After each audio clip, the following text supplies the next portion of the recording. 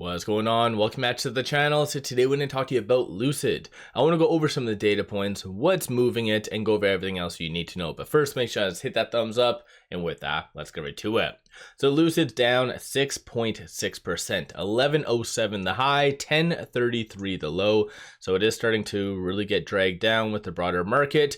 And what just came out was pretty much the announcement that there won't be a new Fed chair until the investigation against Powell by the DOJ is concluded. So that is one of those things that's kind of causing a little bit of a freak out in the broader market right now. Might see a nice recovery though, but today, crappy day overall, despite us having some pretty solid data. So what came out first thing was 2 rounds of manufacturing. So we did have S&P Global coming in at 52.4, forecast of 51.9.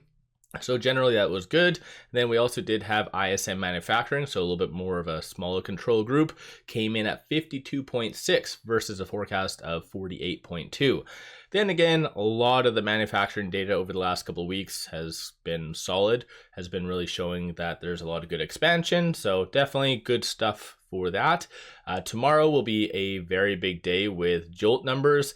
And so especially based on a lot of Powell's most recent comments, it's still labor and inflation. Those are kind of the key things that the Feds are going to be looking at, more specifically labor. So if, for instance, JOLT numbers come in a little bit negative tomorrow, possibly that could justify a rate cut. At the same time, you're also seeing just the broader market assume that this shutdown is going to last, I think it was on average around 4.8 days. So kind of crazy stuff as far as that. But in my opinion, I think the whole shutdown is kind of old news a little bit, only because it was kind of priced in last week. No different than the last shutdown. After the first couple of days, people kind of forgot about it. So all in all, the market's digesting quite a lot of things. Plus, we do have a lot of big companies putting out their earnings after hours today. So most likely as well, that is attributing to a little bit of a push lower. Big one is going to be Palantir. And I know the market right now is really hunting these kind of high multipled stocks. Palantir, I think, is the king of them, unfortunately. So if Palantir doesn't hit a home run earnings and doesn't give phenomenal future guidance, then anticipate a lot more volatility. Nothing really coming out from Lucid itself though, so no press releases, no SEC filings, no speculative things being posted online. So as of right now, it's just at the mercy of the broader market. Although there is some pretty big things coming out over the next little bit, one of which is their earnings. Second one is going to be their investor day. So I think that might be the next big catalyst. But right now, Lucid is kind of breaking down based on the technicals as well. So I'll kind of go over that in a second. No new analyst ratings on a side note. Shorts are returning 469,000 shares. So that's generally very optimistic. There's more than enough room for them to really double down. So the fact that they're not is kind of bullish if you ask me, but 34.1% of the free float is being shorted. Works to be 44.4 million shares overall being shorted. DTC, 5.64 days, does signal that shorts are relatively overextended.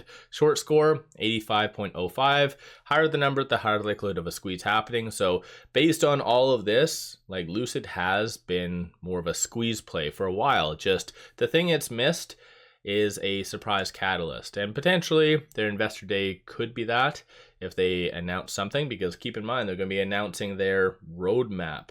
And as far as us as investors are concerned, mid-size is coming up, but outside of that, what are they working on? Because I know, what was it, 2022, 2023, a clay model of a kind of a pickup truck was shown. So maybe there's something like that in the mix. But nonetheless, Lucid definitely does need to really kind of put out a good catalyst and hit a home run earnings in reality. But looking at the options, 495,000 in calls, 1.5 in puts, 62% of all the options being done are bullish in nature. And I've looked at a lot of different stocks.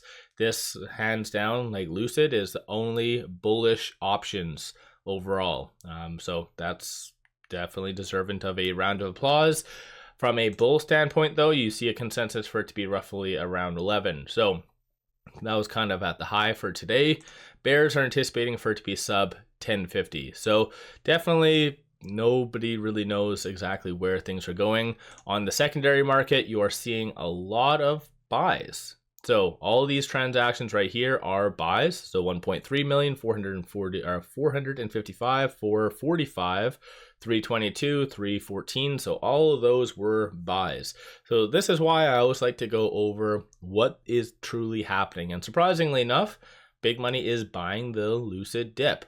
Just clearly, algorithmic trading is the largest force out there, as I've explained in the past. So if the algos want the market to go down, regrettably, there's not really much kind of that institutions can do. So let me know your thoughts on that. So for those of you that like to follow what big money is doing, they are buying the dip.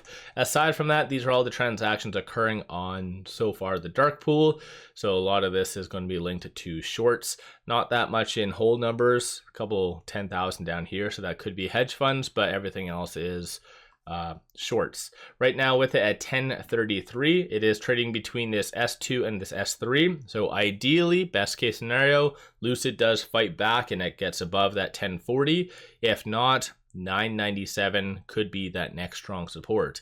And if that fails to hold, then most likely we'll be seeing a new all-time low. But as I've kind of mentioned in previous videos, and I think even in fact over my weekend video, I feel just there's a lot going on right now, and the market can kind of digest one negative thing at a time.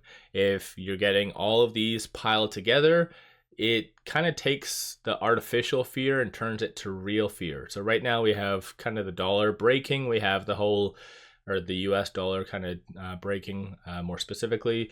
Then you also have just the whole shutdown, just a lot of people talking about the whole AI bubble, and you have geopolitical issues, potential war. There's a lot of things all influencing the market at once. So at the end of the day, just kind of watch for a lot of these. Flip side, 1067 and then 1110 is going to be the following targets.